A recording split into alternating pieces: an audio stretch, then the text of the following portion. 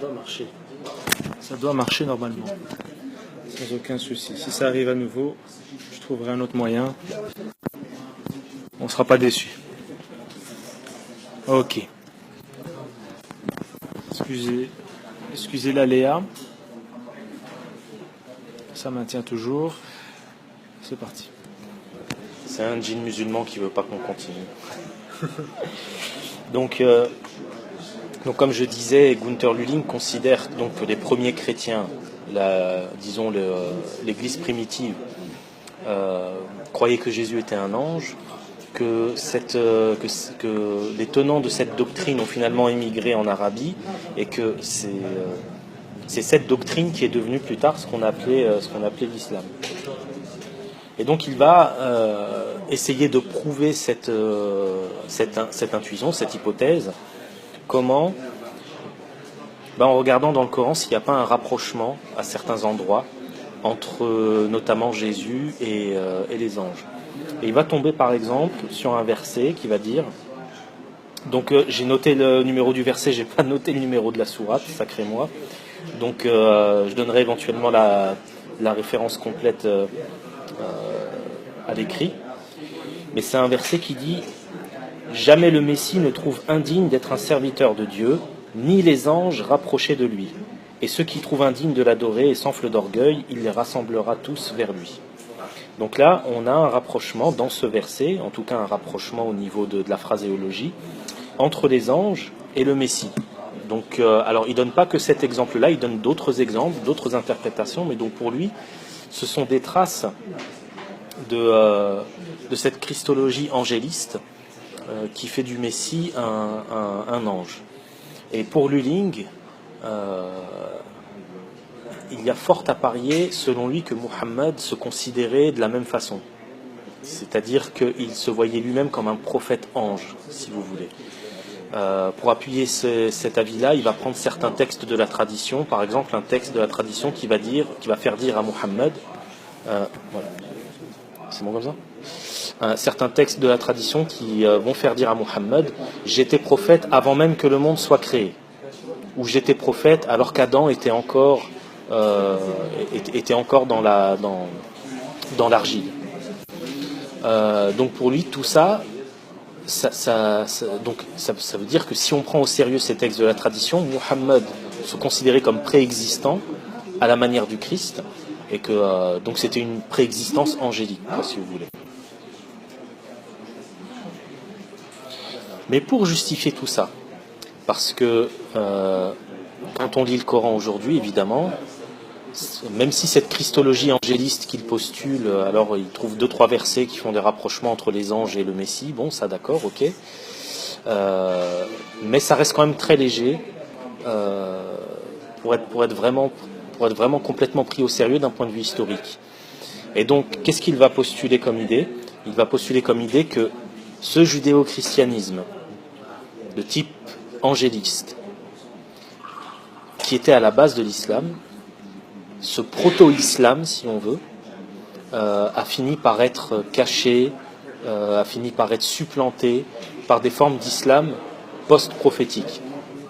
Ce qui veut dire que selon Lüling, le Coran a subi des modifications, et a subi des modifications très tôt après la mort du prophète. Et donc, puisque Lüling postule que le proto-islam c'était du judéo-christianisme et que le Coran a subi des remaniements, la question qu'il se pose, c'est, en faisant un travail de déconstruction, est-ce qu'on ne pourrait pas retrouver dans le Coran des passages d'hymnes, de chants, de poésie de type chrétien ? Et alors il va noter que les chants chrétiens existaient en langue arabe, qu'il y avait des chants chrétiens pré-islamiques, mais qu'ils existaient dans un dialecte qui était spécifique et qui était différent du dialecte qu'on trouve dans le Coran. Et ça, pour lui, c'est une preuve que le Coran a subi des remaniements, puisqu'il va considérer que, en fait, la langue qui était en usage en Arabie, y compris chez les chrétiens arabes, est différente de l'arabe qu'on trouve dans le Coran aujourd'hui. Autrement dit, le Coran est rédigé dans un arabe que quasiment personne ne parlait, selon Lüling.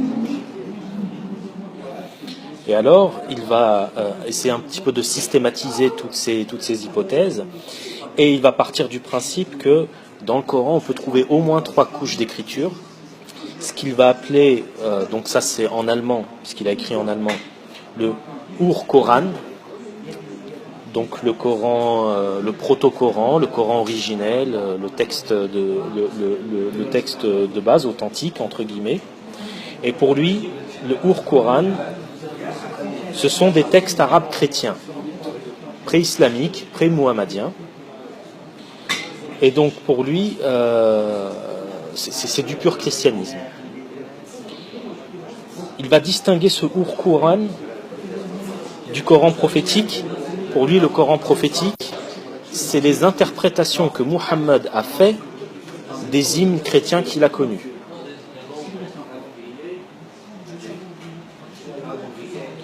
Et pour lui, cette réinterprétation reste proche du judéo-christianisme originel et de la christologie angéliste. Mais ce Coran prophétique a fini par être supplanté par ce qu'il a appelé un Coran post-prophétique, c'est-à-dire une réécriture complète de certains passages dans le but justement d'effacer ces traces de judéo-christianisme et de christologie angéliste. Donc l'idée, si je résume un petit peu l'idée de Lulling, c'est que le Coran a été remanié de façon profonde, de manière à cacher les origines judéo-chrétiennes de la prédication de Muhammad, mais que malgré ce travail de réécriture, on trouve encore des traces qui nous permettent de retrouver les hymnes originels chrétiennes. Alors comment est-ce qu'il va faire ? Ça, c'est son approche méthodologique majeure. Comment est-ce qu'il va faire pour essayer de retrouver par un travail philologique ces textes du Ur-Koran, donc de ces hymnes chrétiennes ? Il va prendre des passages du Coran, surtout les passages qui parlent de Jésus, et il va enlever toute la vocalisation et tous les points diacritiques. Donc pour nos auditeurs qui ne connaissent pas la langue arabe, elle est écrite comment ? Elle est écrite avec un squelette consonantique auquel on va ajouter des points, ce qu'on appelle les points diacritiques, qui vont permettre de faire la distinction, par exemple, entre un B et un T, entre un Ra et un Zayn.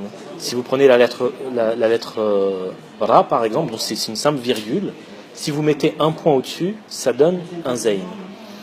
Donc, et au-dessus de ça, il y a ce qu'on appelle la vocalisation, c'est-à-dire les voyelles qu'on ajoute à chacune de ces consonnes. Si je prends juste une virgule, ça pourrait être un Ra, ça pourrait être un Ri, ça pourrait être un Rou. Qu'est-ce que je vais faire ? Je vais rajouter un certain nombre de signes qui vont me permettre de vocaliser. Ce que va faire Lulling, quand il va prendre un passage coranique, il va enlever la vocalisation. Jusque-là, c'est pas non plus scandaleux, entre guillemets. Si vous lisez un journal en arabe, on ne met plus la vocalisation. On part du principe que les gens sont suffisamment habitués pour ne pas avoir besoin de la vocalisation. Par contre, il va aussi enlever les points diacritiques. Et en enlevant les points diacritiques, il en arrive à un point où le texte peut être lu vraiment de façon complètement différente. Si je prends, par exemple, le premier verset de la sourate 2, si je le lis sans point diacritique, je pourrais comprendre donc ce qui a été retenu par la tradition, Dalikal kitab la raiba fihi, ou je pourrais aussi comprendre Dalikal kitab la zaita fihi. Donc dans le premier cas, ça veut dire voici le livre sur lequel il n'y a aucun doute. Dans le deuxième cas, ça voudrait dire il n'y a pas d'huile d'olive dans ce livre. Ça voudrait dire quelque chose comme ça. Donc ce que va faire Lulling, il va complètement enlever la vocalisation et les points diacritiques. Et en remaniant le texte qu'il va avoir sous les yeux, notamment en essayant de revocaliser ce qu'il a sous les yeux à partir d'une vocalisation syriaque, il va essayer de faire des rapprochements entre ces passages coraniques et des textes de la tradition chrétienne, notamment syriaque. Pour ceux qui connaissent Luxembourg, c'est de là que Luxembourg a pris son inspiration. Luxembourg, il y aura un épisode qui lui sera consacré. Et donc cette idée que le Coran, à la base, contient, une sous-couche scripturaire de type syriaque, c'est surtout Lulling qui a mis ça en place. C'est-à-dire qu'avant lui, il y avait des personnes qui soupçonnaient des influences du christianisme syriaque, mais personne n'avait été jusqu'à dire que le Coran était finalement une forme d'hymne syriaque remanié, si vous voulez. Et donc, du coup, oui, c'est-à-dire non. Du coup, Lulling va complètement réinterpréter les origines de l'islam. Muhammad était un judéo-chrétien qui a finalement pris ses distances avec le judéo-christianisme. Il se voyait sûrement comme un ange, d'après Lulling. Et en fait, la prédication qu'il a faite va vite être, disons, remaniée, réécrite, pour prendre la forme de l'islam qu'on connaît aujourd'hui. Et donc il continue dans sa réinterprétation, puisque pour lui, le Coran et la vie de Muhammad sont des réécritures et des réadaptations pour des objectifs politiques que je vais expliquer tout à l'heure. Ça veut dire qu'il ne faut pas comprendre par exemple les mouchrikoun comme désignant des polythéistes de l'Arabie mécoise, mais en fait comme étant des chrétiens trinitaires.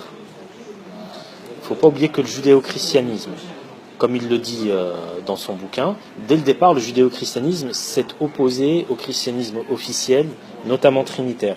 Et donc pour lui, les mouchrikoun qu'il comprend comme étant les associateurs, il ne va pas comprendre les associateurs comme étant des polythéistes, mais il va comprendre les associateurs comme étant des personnes qui associent l'essence divine, c'est-à-dire qui vont diviser l'essence divine en 3 personnes, correspond au christianisme trinitaire.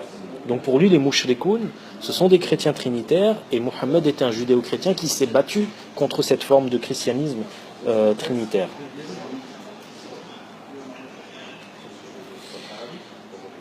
Et donc, toujours selon la reconstruction de Lulling, Muhammad a vaincu les chrétiens trinitaires de la Mecque.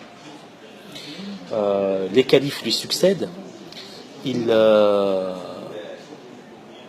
partent faire des conquêtes et ils tombent en conflit avec les chrétiens byzantins qui sont trinitaires.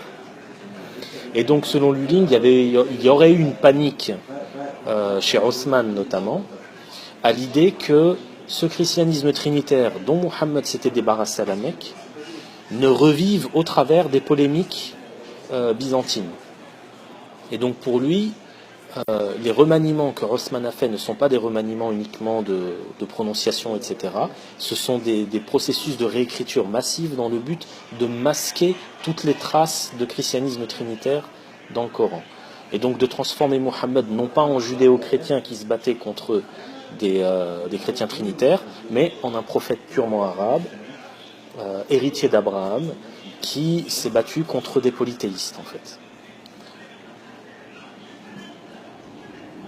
Et pour lui, c'est là aussi que le thème du prophète illettré va émerger. Donc pour lui, il ne faut pas comprendre Nabi al-Ummi comme voulant dire prophète illettré. Pour lui, ça c'est une interprétation qui avait pour but de protéger, entre guillemets, l'esprit de Muhammad contre toute influence, notamment chrétienne. Donc de dire Muhammad n'a pas pu connaître le christianisme parce que de toute façon il était illettré, donc il n'a pas pu connaître tout ça.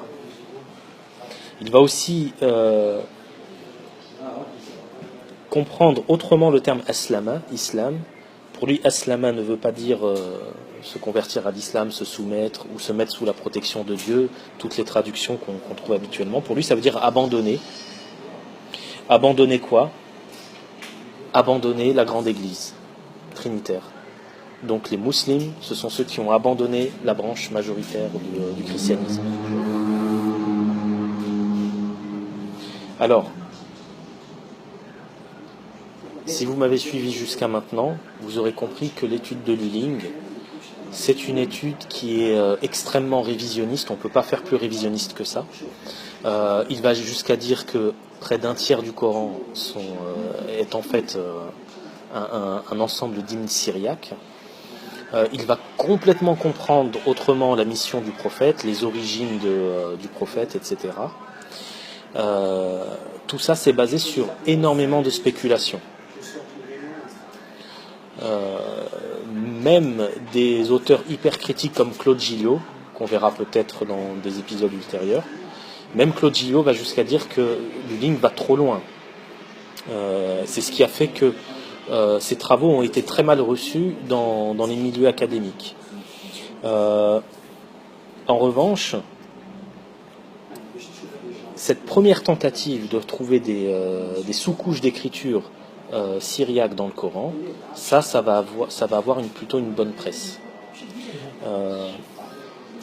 Le rapprochement entre islam et judéo-christianisme, c'est aussi un thème qu'on retrouve jusqu'aujourd'hui dans les études historiques à propos de l'islam. L'idée que l'islam serait en fait une continuité du judéo-christianisme qui aurait disparu de la Syrie-Palestine, parce qu'il faut savoir que, comme j'ai dit, Lulling part d'abord de l'histoire des dogmes, et quand il fait l'histoire des dogmes, il pose une question qu'on se pose jusqu'à maintenant, c'est où sont passés les judéo-chrétiens qui étaient présents au début de l'essor du christianisme. Ça, c'est vrai que c'est une vraie question, même chez les biblistes. On nous dit qu'ils ont été massacrés ou qu'ils ont été marginalisés, mais il y a de plus en plus de personnes qui pensent qu'ils sont tout simplement partis et qu'une partie d'entre eux s'est réfugiée en Arabie et qu'ils ont commencé à donc parler de cette forme de judaïsme messianisant qui est devenu ensuite l'islam. Donc ça aussi, c'est quelque chose qui est quand même assez intéressant du point de vue purement historique. Évidemment, du point de vue croyant, c'est autre chose. Le deuxième apport de Lulling, qui est intéressant, c'est cette approche du texte coranique qui consiste à le lire sans vocalisation et sans point diacritique. Cette façon de faire, elle permet effectivement de s'affranchir vraiment complètement de la tradition, puisque là, on a affaire à un texte qui est tout nu et qui peut être lu de plusieurs façons différentes.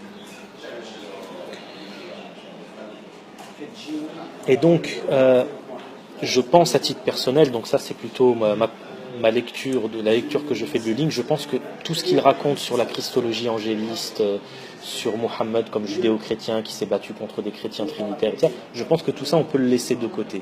Mais il a eu quand même je dirais le cran de poser des questions radicalement nouvelles sur la genèse du texte coranique. Et il va être repris d'ailleurs par Luxembourg et par finalement toute la branche syriacisante. Le reste du monde académique islamologique va avoir tendance à le mettre de côté. Parfois pour des raisons méthodologiques, ils n'ont pas confiance, ils trouvent que son étude est trop spéculative, mais aussi parce qu'il est assez incisif dans ses écrits contre les historiens de l'école allemande, dont il fait pourtant partie. Et donc je pense que il a critiqué les personnes qu'il ne fallait pas critiquer, et que ça lui a valu une mise à l'écart. Pourquoi, question d'un membre, ont-ils une fixette sur l'aramo-syriaque en le mettant sciemment les dialectes sud-arabiques et d'autres langues? Alors ça, on va en parler plus longuement quand on va avoir les thèses d'Arthur Jeffrey, mais c'est tout simplement parce qu'au niveau morphologique, quand on regarde par exemple si je prends le terme Furqan, qu'on verra tout à l'heure en détail, c'est beaucoup plus facile, si on considère que c'est un emprunt, c'est beaucoup plus facile de le faire dériver du syriaque ou de l'araméen que d'autres langues. Il faut savoir aussi que Lulling a écrit à une époque où l'idée d'influence juive chrétienne ou judéo-chrétienne en ce qui le concerne, c'était des idées qui étaient à la mode. Donc on cherchait systématiquement des liens avec les autres traditions. Et donc comme lui il cherche des liens avec la tradition chrétienne et que les chrétiens parlaient le syriaque, il va aller voir du côté syriaque.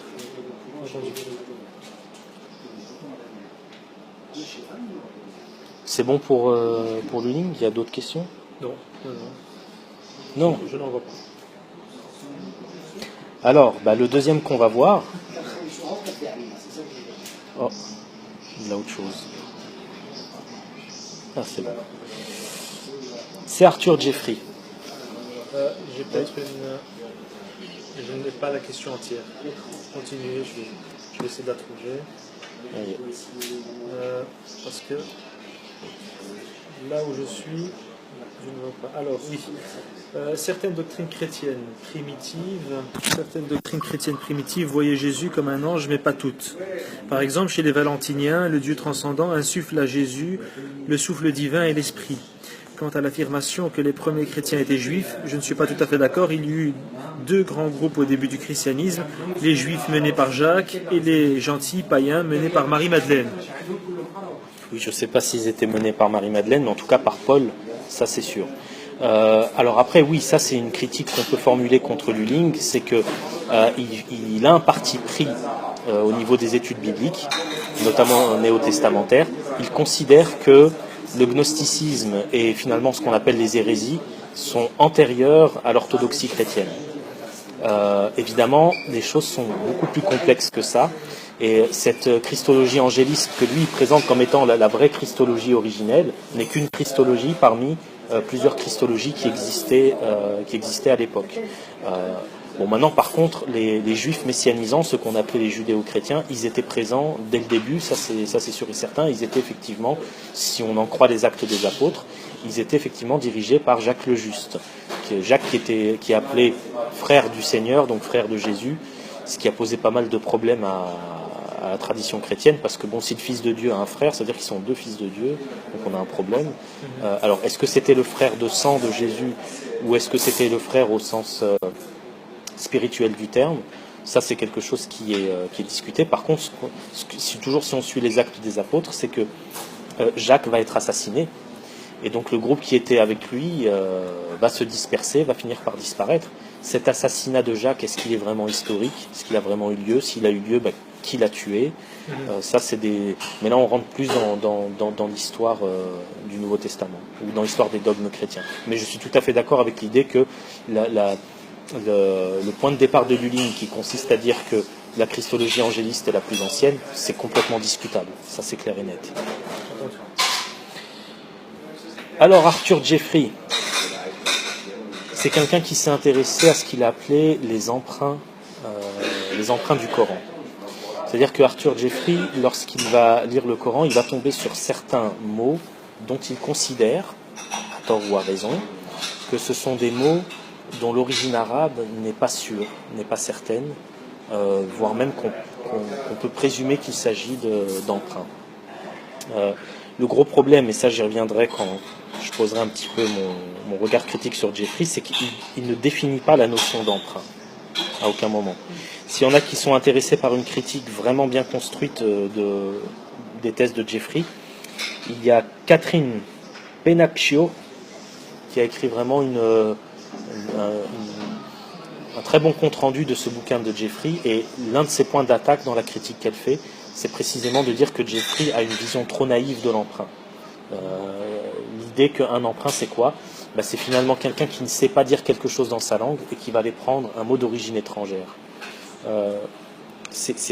Évidemment, c'est pas du tout comme ça que ça se passe, mais en tout cas, c'est comme ça que Jeffrey le présente.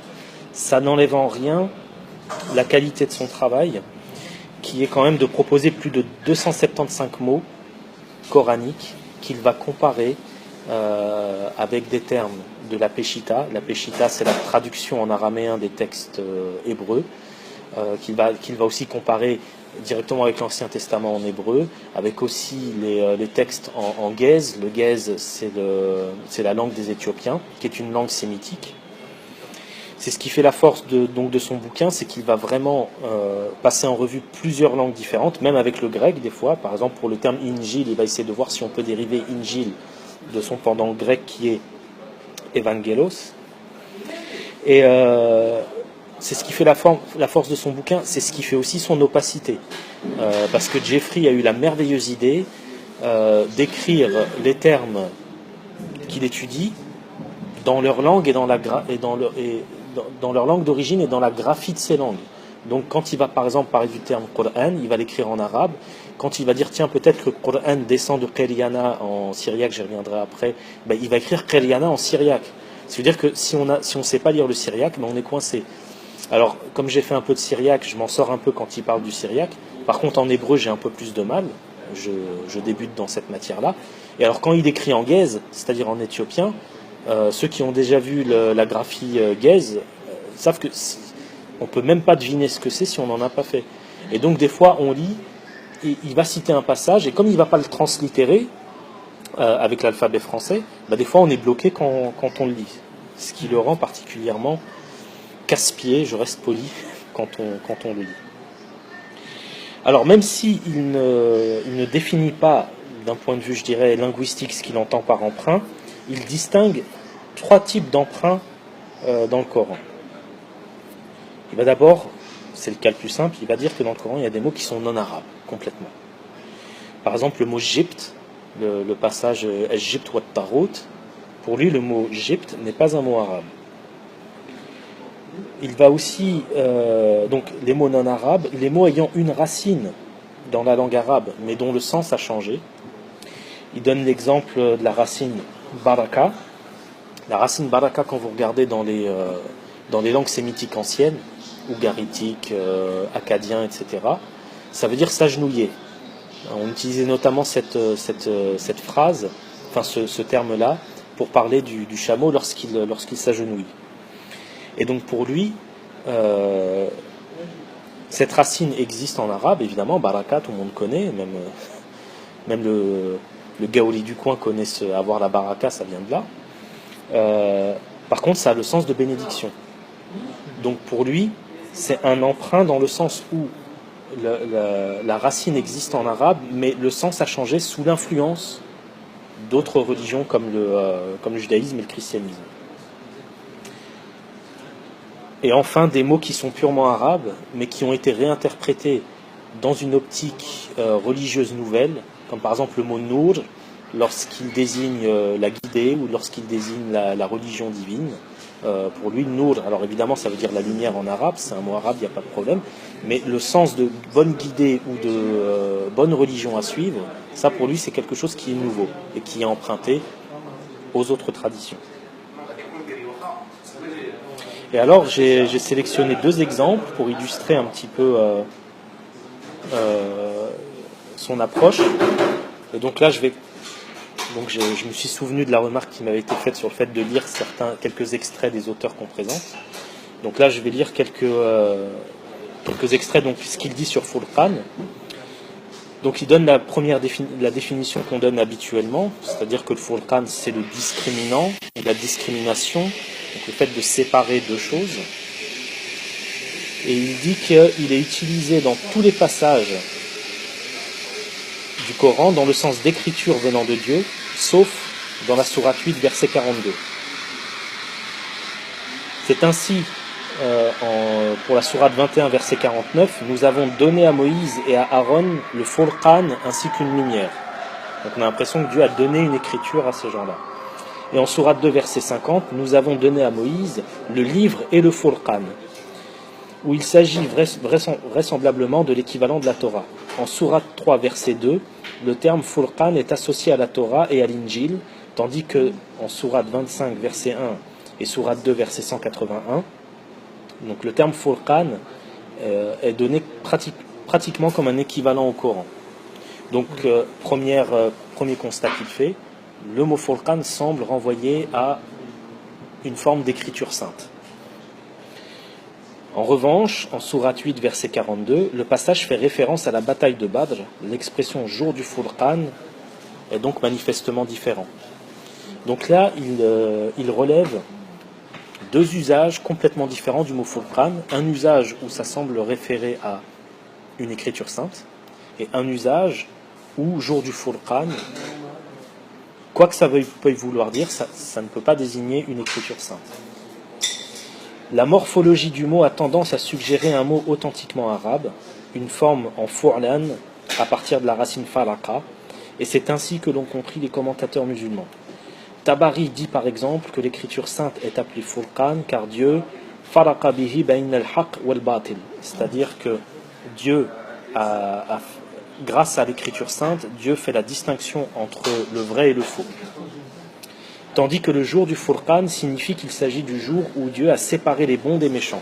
Donc Tabari va reprendre le sens de la racine arabe qui est séparée, et va dire dans un cas, ça désigne une écriture sainte qui fait la séparation entre le bien et le mal, entre ce qui est vrai et ce qui est faux. Et dans un autre cas, ça veut dire la séparation entre le groupe des bons et le groupe des mauvais, donc le jour de la bataille de Badr, les musulmans contre les polythéistes.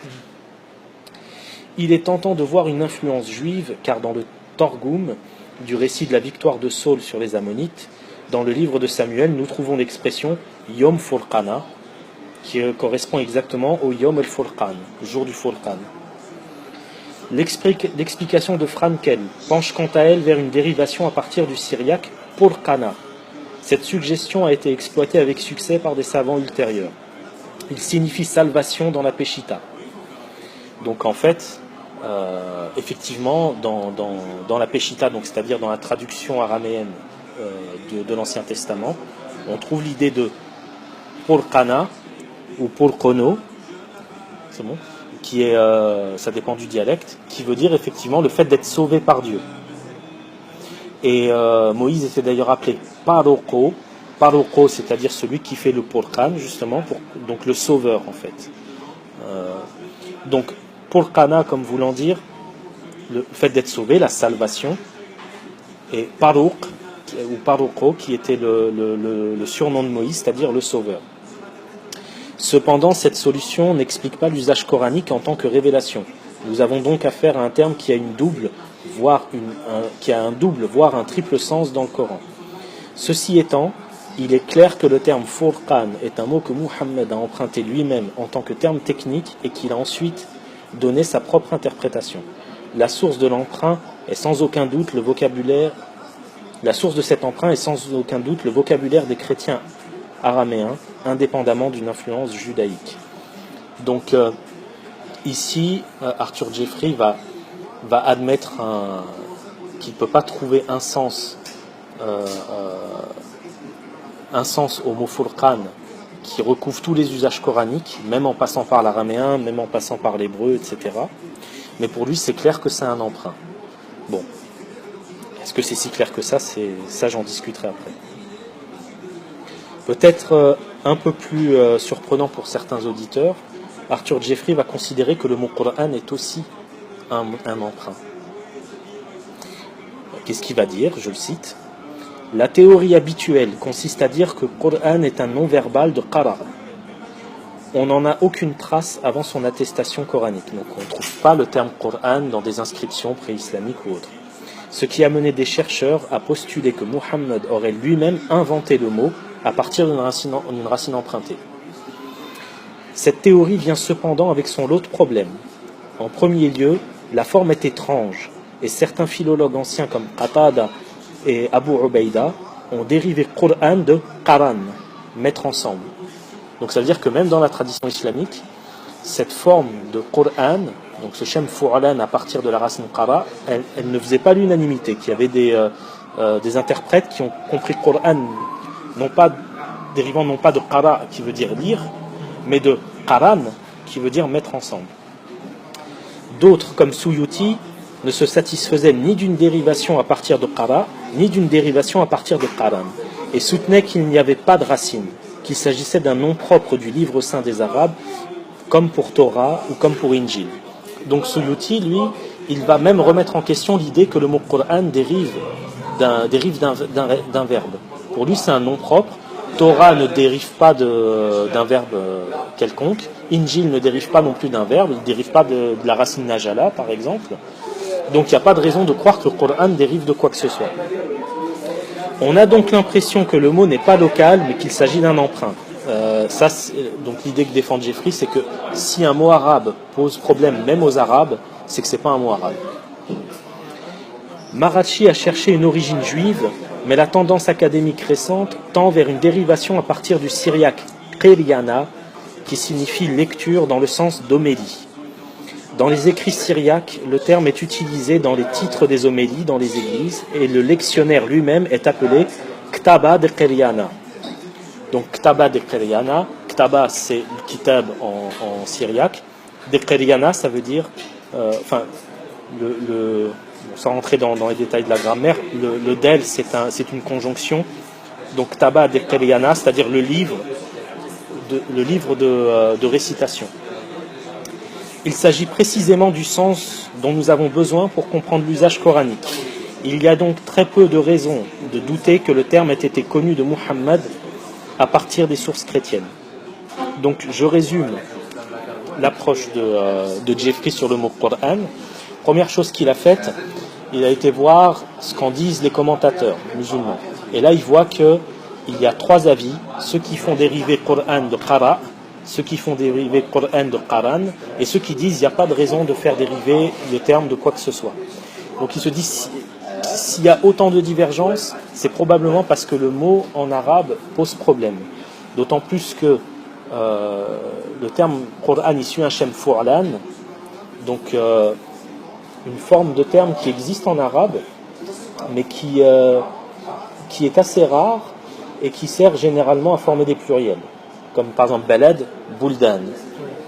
Par contre, c'est un shem qu'on trouve énormément en syriaque. Le shem fu'lan, on le trouve sans arrêt. Et étant donné qu'on trouve ce terme qui est quand même assez proche, qui est qiriana, qui signifie précisément lecture religieuse, pour lui c'est clair que le Coran c'est une arabisation du qiriana syriaque. Alors il y a plusieurs problèmes avec l'approche de cette approche de Jeffrey. Non pas dans l'idée de départ qui serait de dire tiens, on regarde dans le Coran et on regarde dans d'autres traditions juives, chrétiennes, en syriaque, en araméen, en guèze, pour essayer de trouver, de raffiner un peu la compréhension. Il n'y a pas de problème avec ça, et les premiers savants musulmans le faisaient. Il y avait une discipline qui s'appelait Ghalib al-Qur'an, qui consistait à essayer de voir dans le Coran quels sont les termes étrangers et essayer d'en donner une définition. Le mot Injil, par exemple, pour certains commentateurs, c'est un terme étranger.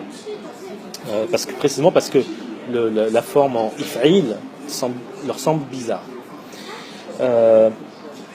Maintenant, la question de faire dépendre le vocabulaire coranique de langues étrangères, c'est pas un problème lorsque le mot en question n'est pas sémite. Par exemple, le mot Firdaus, c'est clair que c'est pas sémitique. Donc on comprend très bien qu'il s'agit du mot Peridaïsa, perse, qui a été ensuite arabisé. Donc ça pose pas de problème. Surtout qu'en plus il y a des méthodes pour essayer de détecter les mots arabes vraiment qui ont vraiment été importés. On a une tendance à voir dans ces mots-là le recours à des lettres emphatiques. Je donne un exemple, les macaronis en arabe, quand ça a été importé, ça a donné marqarona, donc ça n'a pas donné macarona, marqarona, donc des lettres vraiment fortes, emphatiques. Pareil pour le taxi, pourquoi un ta et pas un ta? C'est une habitude comme ça que les Arabes ont de rendre emphatiques les lettres, les consonnes des mots qu'ils empruntent.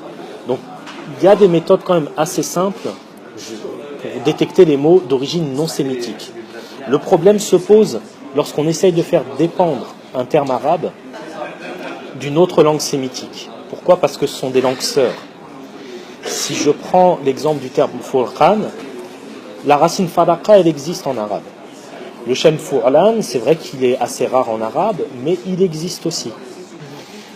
Lorsque on a essayé de voir dans furqan une arabisation du terme syriaque, il y a eu un sacré pied de nez qui a été fait par un islamologue israélien qui s'appelle Uri Rubin, et qui a défendu l'idée que le mot furqan c'est un mot purement arabe.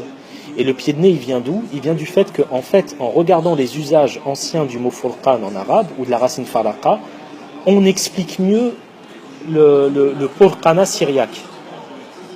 C'est-à-dire que furqana en syriaque, ça veut dire sauver. Et on s'est souvent demandé, mais pourquoi est-ce que les rédacteurs de la Peshitta ont utilisé ce mot-là ? Et en fait, en repassant par l'arabe, donc par la racine arabe faraqa ça veut dire scinder en deux, et donc on comprend que pourquoi est-ce qu'en araméen on va dire furqana pour désigner le fait d'être sauvé, et pourquoi est-ce qu'on va appeler Moïse Farouqo ou Farouk, disons, donc celui qui scinde, parce que Moïse a précisément scindé en deux la mer. Donc ça veut dire quoi ? Ça veut dire qu'en passant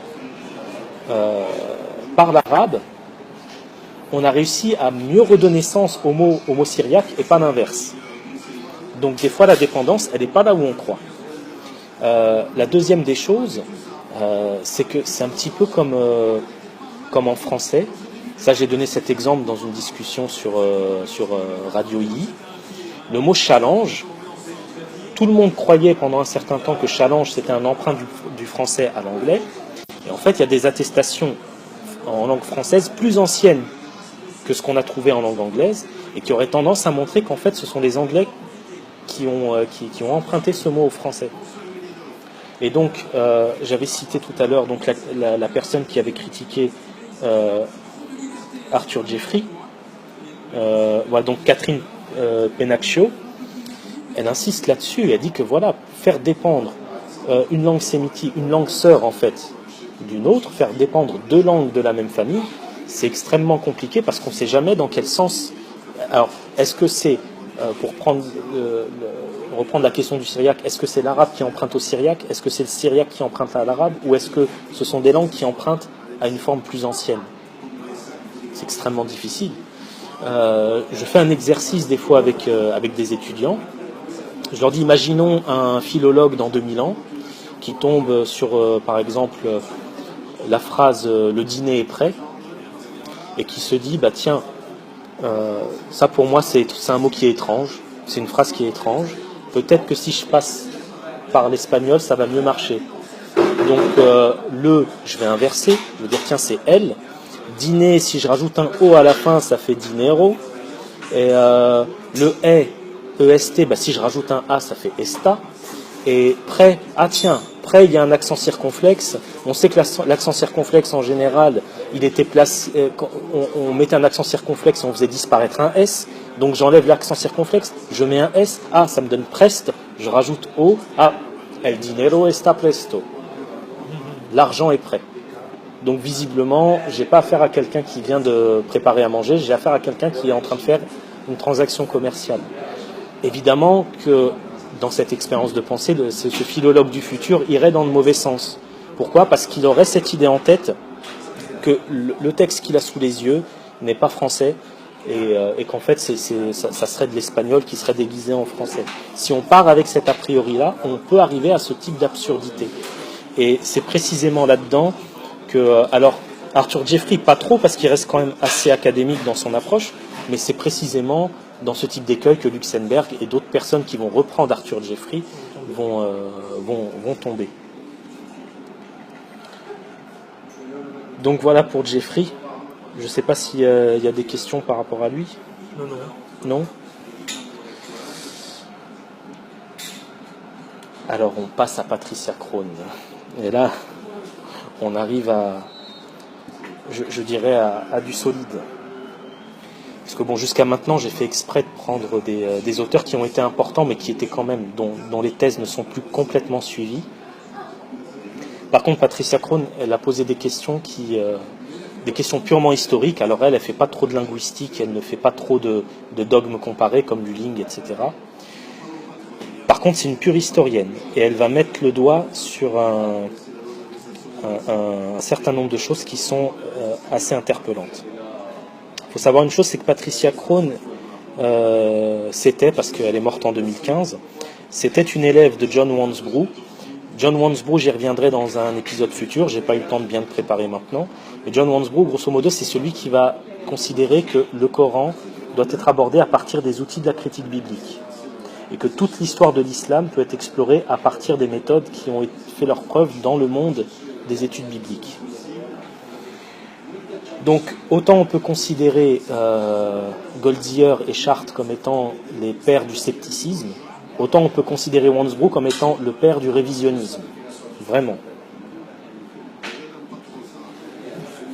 Et alors, qu'est-ce que va constater Patricia Crone ? Elle va constater d'abord qu'il n'existe aucune source contemporaine de Mohammed, que ce soit du côté musulman ou du côté non musulman.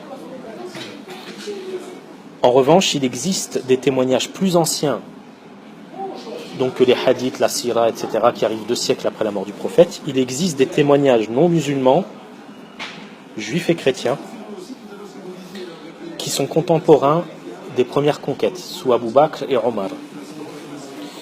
Et quand elle regarde ces témoignages, elle s'attendait à trouver dans ces témoignages, tiens, il y a des gens, il y a des Arabes qui viennent avec une nouvelle religion qui s'appelle l'islam, ils se présentent comme musulmans, etc.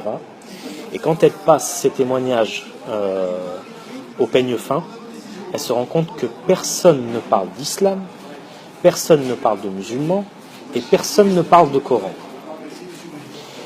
On parle des Tayoye. Tayoye en syriaque, ça veut dire les Arabes, les habitants du désert. On parle de Mhagraye. Mhagraye, c'est la version syriaque de Muhajirun, donc ceux qui ont fait la Hijra. Mais personne n'est appelé musulman. Ça, c'est le premier point qui l'étonne. Parce qu'on se serait attendu, à ce qu'une nouvelle religion qui vient de naître, avec un nouveau prophète, un nouveau texte, on aurait tendance à croire que les conquérants arabes seraient allés voir les juifs et les chrétiens en leur disant on a un nouveau prophète, on a un nouveau livre, vous devez nous suivre. C'est pas du tout ce qu'on trouve dans ces témoignages-là. Deuxième chose qui va attirer son attention, c'est le fait que les témoignages juifs sont favorables aux conquêtes arabes. Donc là, on est loin de ce qu'on vit aujourd'hui, donc les juifs et les arabes qui ne se supportent pas. Là, ils étaient très contents de voir les arabes émerger, et ils étaient très contents de voir notamment Omar faire la conquête de la Palestine, etc. Pourquoi ? Parce que la Palestine était sous contrôle byzantin, donc des chrétiens qui persécutaient les juifs. Donc déjà, première nouvelle, on a renversé nos oppresseurs. Et deuxième chose, c'est que Omar va construire une mosquée donc sur le mont du Temple, qui va devenir la mosquée d'Al-Aqsa. Et ça va être interprété par certains rabbins comme étant la reconstruction du troisième temple, qui est un signe de l'arrivée du Messie. Et donc, pour elle, l'émergence de l'islam n'a rien à voir, à ce moment-là, à cette époque-là, donc dans les années 70, parce qu'elle va changer d'avis, ça je vais expliquer, mais dans les années 70, quand elle a commencé à écrire, après John Wansbrough, elle a écrit une thèse qui s'appelle Hagarism, Hagarisme, et donc là-dedans, elle va défendre l'idée que l'islam, en fait, n'a rien à voir avec un prophète arabe qui a prêché une nouvelle religion, mais que c'est en fait une conquête de peuples arabes qui avaient probablement une religion qui n'était pas loin du judaïsme, et qu'en fait, Omar aurait été pris pour le Messie. Et donc, il avait réussi à fédérer, en plus des tribus arabes, des troupes juives. Et donc, c'est pas idiot parce que l'un des surnoms de Omar, c'était Al-Farouq. Et Al-Farouq, si vous vous souvenez bien ce que j'ai dit tout à l'heure sur Moïse, Farouqo ou Farouqo, c'était le surnom de Moïse. Donc, c'est peut-être eux qui l'ont nommé ainsi. C'est peut-être eux qui l'ont nommé ainsi. C'est le nouveau Messie, c'est un nouveau Moïse qui doit venir, qui doit construire le troisième temple, etc. Alors je le dis tout de suite, cette thèse de Patricia Crone qu'elle avait coécrit avec un autre islamologue qui s'appelle Michael Cook, cette thèse a été abandonnée, y compris par Patricia Crone.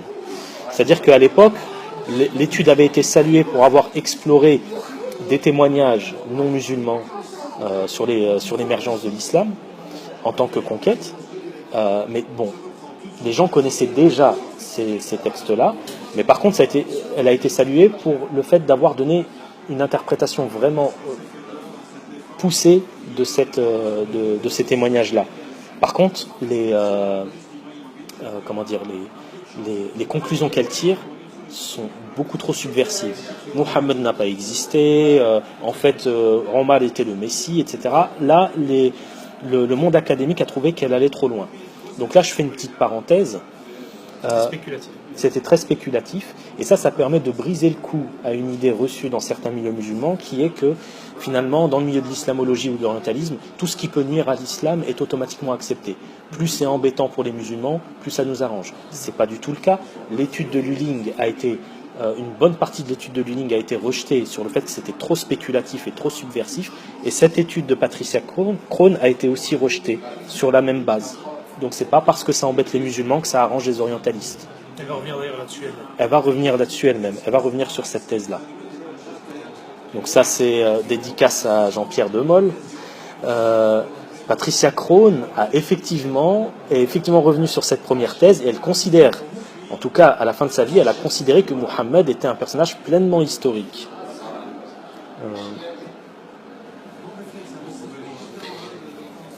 Là où elle n'a pas été mise en défaut, par contre, c'est sur les remarques ou les questionnements plutôt qu'elle a émises sur l'historicité de la Mecque avant l'islam. Bon. Quand on va voir la tradition, qu'est-ce qu'on va nous dire? On va nous dire que la Mecque était un grand centre de pèlerinage qui attirait aussi bien des juifs, des chrétiens que des suiveurs d'Abraham, en raison de la Kaaba qui est censée avoir été construite par Abraham, et que les Mécois étaient de riches marchands, notamment parce que la tribu de Quraïsh tenait les routes commerciales. Bon.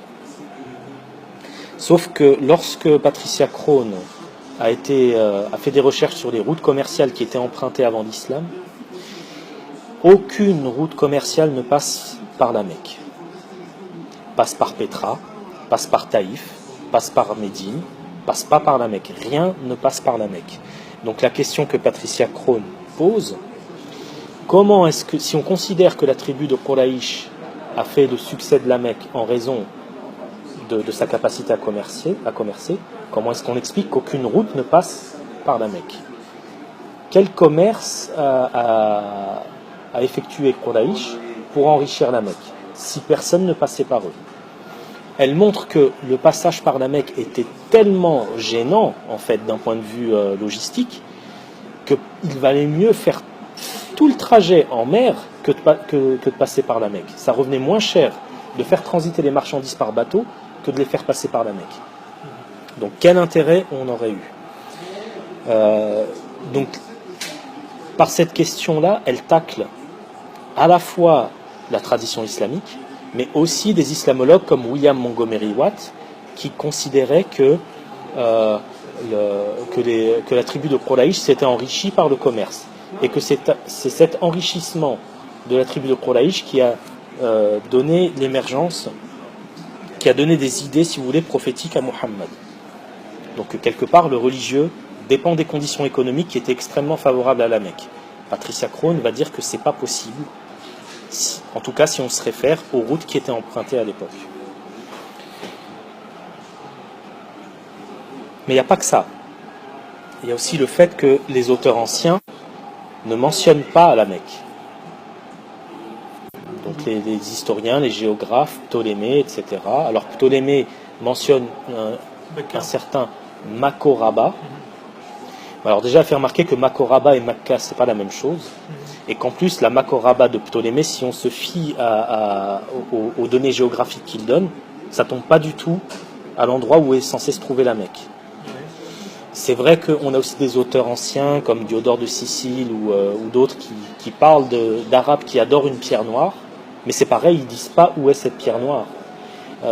D'autres auteurs qui parlent des sanctuaires en Arabie, mais personne ne dit, tiens, il y a un sanctuaire là où se trouve la Mecque. Donc, pour Patricia Crone, soit les auteurs anciens ne parlent pas de la Mecque du tout, soit quand ils parlent de quelque chose qui pourrait nous rappeler la Mecque, soit ça ne se trouve pas là où se devrait se trouver la Mecque, soit ça pourrait se trouver n'importe où dans l'Arabie. Des sanctuaires où on adore des pierres en Arabie, il y en avait partout. Bon.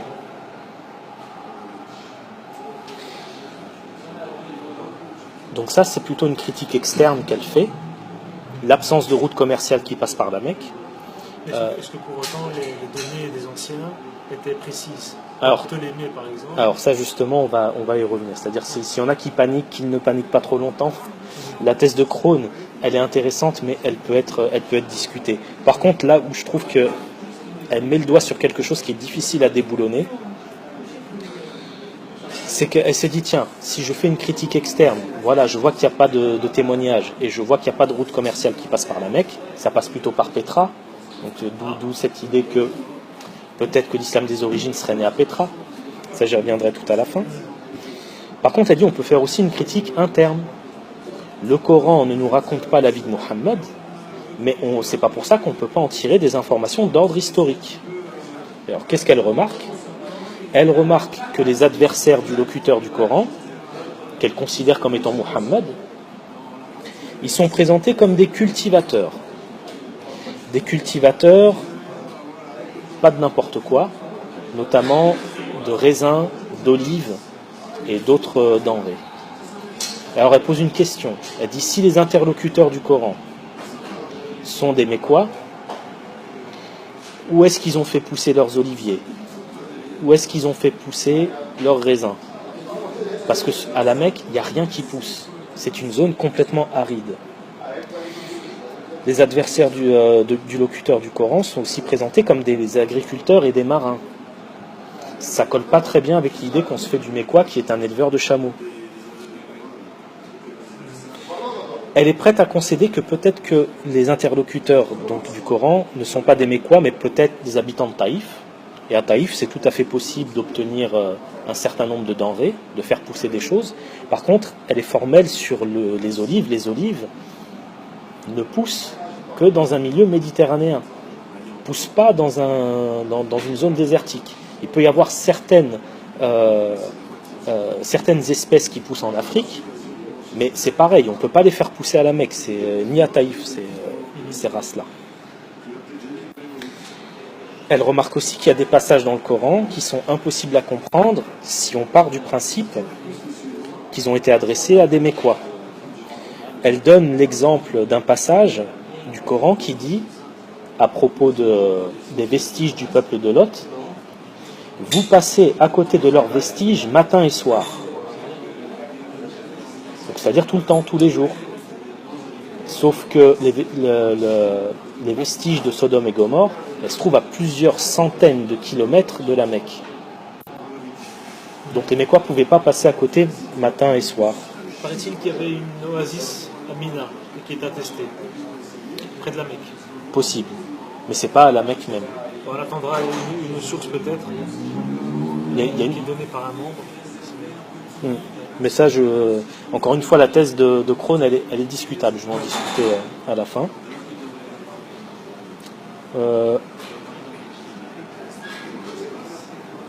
Voilà, donc je vais la citer elle-même. Donc dans un des derniers articles qu'elle a écrit, qui est « Que savons-nous vraiment de Mohammed ?» Donc là, c'était en anglais, c'est moi qui ai traduit. Pas une seule source en dehors de l'Arabie ne mentionne la Mecque avant les conquêtes. Et personne ne montre de signes de reconnaissance ou ne nous dit ce qu'on savait à ce sujet lorsqu'il apparaît dans les sources par la suite. Qu'il y ait eu une vallée appelée la Mecque à l'endroit où la Mecque est aujourd'hui pourrait bien être vrai.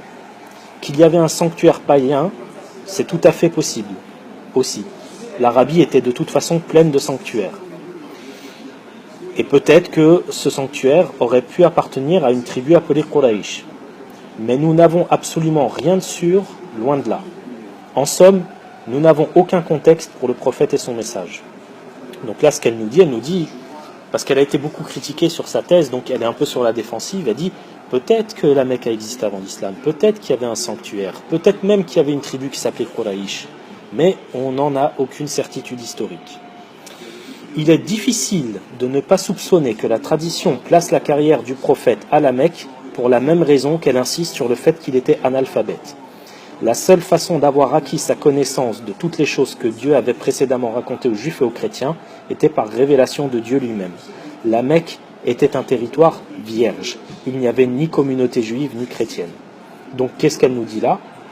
Elle nous dit que peut-être que le placement de la Mecque par la tradition était motivé théologiquement, mais pas historiquement. Parce que l'une des accusations qu'on a faites aux musulmans, ça a été de repomper leur religion sur les chrétiens et les juifs. Pas possible, va dire la tradition, puisque Muhammad était dans un coin perdu de l'Arabie, complètement isolé des influences juives et chrétiennes. Donc pour elle, Muhammad était vierge de toute connaissance, il était illettré, et il habitait dans une région qui était vierge de toute influence. Le soupçon que l'emplacement a été inspiré par la doctrine est renforcé par le fait que le Coran décrit les adversaires polythéistes comme agriculteurs qui cultivent du blé, des raisins, des olives et des palmiers dattiers. Le blé, les raisins et les olives renvoient à la Méditerranée. Les palmiers dattiers nous mènent vers le sud. Mais la Mecque n'était adaptée à aucune sorte d'agriculture et on ne pouvait pas y produire d'olives. En outre, le Coran énonce par 2 fois que ses adversaires vivent dans le site d'une nation disparue, c'est-à-dire une ville détruite par Dieu pour ses péchés. Il y avait beaucoup de tels sites ruinés dans le nord-ouest de l'Arabie.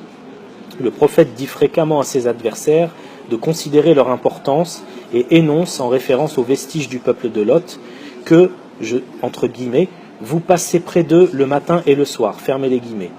Cela nous amène aux environs de la région de la mer Morte. Les exégètes ont déclaré que les Quraïsh passaient par les vestiges de Lot durant leur voyage annuel en Syrie. Mais la seule façon de passer par un endroit le matin et le soir est évidemment de vivre à côté. Donc, double critique de Patricia Crone, critique externe, critique interne. Et une chose est certaine, c'est que les déclarations de la tradition de la Mecque comme grand centre de pèlerinage, grand centre de commerce connu de tout le monde, etc., avec une grande affluence, tout ça, ça ne peut plus être tenu. Et récemment, les suspicions de Patricia Crone ont été revitalisées par le fait qu'on a retrouvé des mosquées entre le 7e et le 8e siècle qui ne pointent pas leur qibla vers la Mecque, mais vers Pétra. Plus on remonte loin dans l'histoire de l'islam, plus on trouve de mosquées qui pointent vers Pétra. Elles arrêtent de pointer vers Pétra et elles pointent quasiment toutes vers la Mecque aux alentours de 822. Ça nous place près de 2 siècles après la mort du prophète. Quand même. Alors, Patricia Crone, à mon sens, elle peut être critiquée, mais on ne peut pas nier, à mon sens, qu'elle met le doigt sur quelque chose. Bon, maintenant, il y a eu des réponses qui ont été apportées. Donc effectivement, le fait que Ptolémée ne place pas Macoraba exactement là où se trouve la Mecque, ça peut s'expliquer tout simplement par le fait que Ptolémée, il n'avait pas de GPS à l'époque, ses méthodes de calcul ont pu se tromper. Le fait que Macoraba ne ressemble pas à Mecca, c'est tout à fait compréhensible si on garde le mot en entier, mais si on coupe le mot en deux, on a Mako, Rab, Makkatur Rab, en quelque sorte. Mecca, ça veut dire aussi vallée. Ça veut dire vallée en araméen, ça veut aussi dire vallée, ça peut vouloir dire vallée aussi en arabe. Donc la vallée du Seigneur, en quelque sorte. Donc là aussi, c'est pas entièrement décisif. Autre point aussi, c'est qu'il y a un chercheur qui s'appelle Wiesmann, qui a trouvé un auteur, il faudrait que je retrouve son nom, qui parle d'une région en Arabie qu'il appelle Dabanégoris. Alors pendant un moment on s'est dit Dabanégoris, qu'est-ce que c'est que ce machin-là? Si on coupe encore une fois le mot en plusieurs parties, on a Da, Bané, Goris, ce qui peut donner Zou, Banu, Quraïsh. Goris qui serait une européanisation de Quraïsh. Et donc Zou, Banu, Quraïsh, donc la zone des Banu Quraïsh.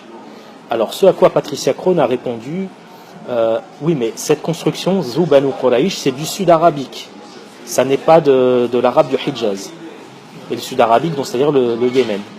Et la Mecque n'est pas, ou Quraïsh, ils ne sont pas censés venir du Yémen. Sauf que, on a un texte dans la tradition qui fait dire au prophète que ses ancêtres venaient précisément du Yémen. Donc là, ça veut dire que cette attestation des d'Abanégoris, qui deviennent Zou Banu Quraïsh, même si on prend en compte la remarque de Crone qui dit que c'est du sud arabique, ça va plutôt dans le sens de la tradition, puisque la tradition nous dit que les ancêtres de Mohammed venaient de l'Arabie du Sud. Donc ça veut dire quoi? Ça veut dire que je pense que dans ce dernier article qu'elle a écrit, où elle a dit voilà, je ne peux pas prouver que la Mecque n'a pas existé avant l'islam, mais posez-vous quand même les bonnes questions, je trouve que c'est une position qui est pondérée, beaucoup plus académique et beaucoup plus scientifique que cette idée de Omar qui était le Messie, etc.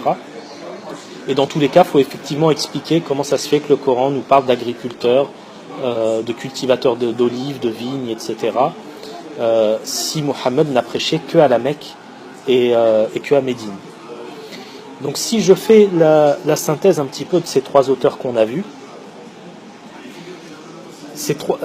toutes les études hypercritiques qui vont être construites par la suite vont être tributaires soit de Lulling pour ce qui est des approches syriacisantes, soit de Arthur Jeffrey pour ce qui est des approches, je dirais, vraiment purement textuelles, où on essaye de trouver des influences extérieures au Coran, ou alors tributaire de Patricia Crone, dès qu'il s'agit d'exploiter des témoignages non musulmans, ou de remettre au goût du jour l'idée que la Mecque n'a pas existé avant l'islam.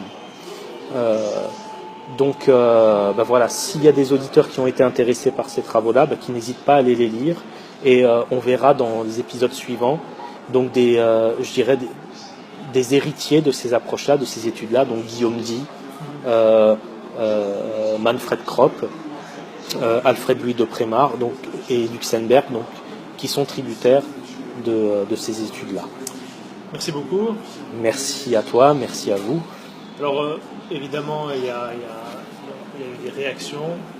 Oui, ça j'imagine. Très positives d'ailleurs. On estimait que c'était passionnant. Ah, super. Voilà. Bien, j'espère qu'on va continuer dans ce style-là. On fera bientôt la suite. On fera la suite et on verra d'autres paradigmes qui ne vont pas dans le sens des hypercritiques. Donc s'il y en a qui se disent oui, mais ils montrent qu'une seule partie de... Non, on verra d'autres choses. On va aller jusqu'au bout. Ne soyons pas nerveux. Voilà. Très bien. Eh bien, si on peut avoir une petite bibliographie éventuellement. Oui, d'accord. Pour les ouvrages qu'on souhaiterait justement consulter. Voilà, eh bien, merci beaucoup à tous et à toutes. Le débat continue sur Radio Vivi. Et le professeur Richard Delgawad, que nous remercions pour cette conférence, pour ce cours même, répondra à vos éventuelles questions en commentaire. On se retrouve à très bientôt pour d'autres débats et d'autres aventures. Salut. Au revoir.